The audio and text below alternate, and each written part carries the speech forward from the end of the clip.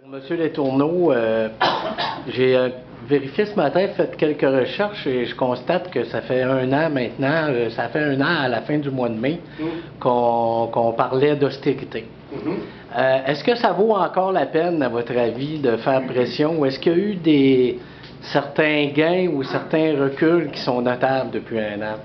Bien, c'est sûr que, un peu comme je l'ai expliqué dans mon intervention, dans la première année d'un mandat gouvernemental, peu importe qui est au pouvoir, c'est toujours étonnant de les voir reculer sur l'ensemble de l'œuvre. Moi, j'avais dit l'automne dernier dans les instances de la CSN, si on est capable de réduire la charge de façon significative, on aura au moins atteint un objectif. Mais au-delà des propositions qui sont mises de l'avant par le gouvernement, moi, je me rappelle, quand on a soumis à notre instance confédérale l'idée de lutter contre l'austérité, les gens disaient, êtes-vous sûr qu'on parle de quelque chose que les gens vont bien comprendre?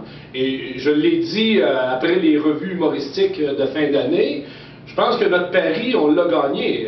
Les gens, ils savent très bien qu'est-ce que c'est l'austérité et comment ça se traduit, pas juste en termes de conditions de travail, mais en termes de conditions de vie générales. C'est sûr que les effets vont se faire ressentir dans la prochaine année et dans les prochaines années.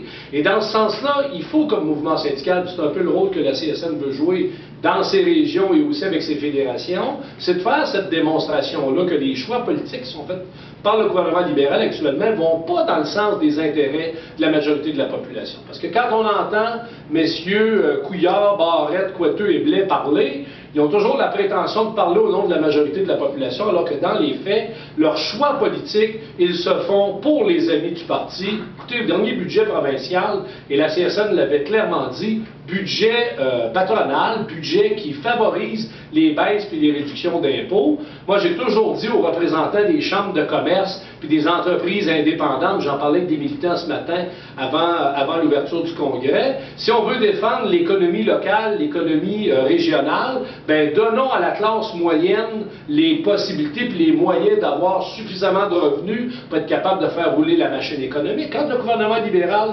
propose 3 % d'augmentation sur 5 ans pour les employés de l'État, ça n'accote même pas le pouvoir d'achat. Alors après, ces entreprises disent, on en arrache, on a de la difficulté, il faut baisser les impôts des entreprises. Ça ne marche pas, la formule libérale. Et un autre exemple que je veux vous donner, parce que, à mon avis, il est très percutant, une étude de l'Organisation de coopération et de développement économique, l'OCDE, les pays membres des économies européennes, nord-américaines avancées, disaient récemment, l'austérité, ça affecte l'activité économique et ça augmente les inégalités sociales dans nos sociétés. Là, le premier ministre du Québec dit au Québec, c'est là où on a le moins quand on se compare aux autres provinces canadiennes ou aux États-Unis d'inégalités sociales. C'est encore vrai, mais attention, parce que là, si tu contribues à ralentir la machine économique, puis en plus tu déconstruis les services à la population, ben ça va faire du monde qui ne seront pas plus riches, au contraire, c'est du monde qui vont s'appauvrir, c'est des gens qui vont vivre les effets de l'austérité. Donc, oui, il faut continuer justement à pousser dans ce sens-là pour convaincre l'opinion publique, puis ultimement convaincre les principaux ministres que ça n'a pas de sens les réformes qui sont mises en place. On n'a peut-être pas le même pouvoir que les docteurs qui ont réussi à s'entendre avec le docteur Barrette qui avait promis révolution sur la question de la rémunération, mais on a un pouvoir certain parce qu'on représente la majorité de la population.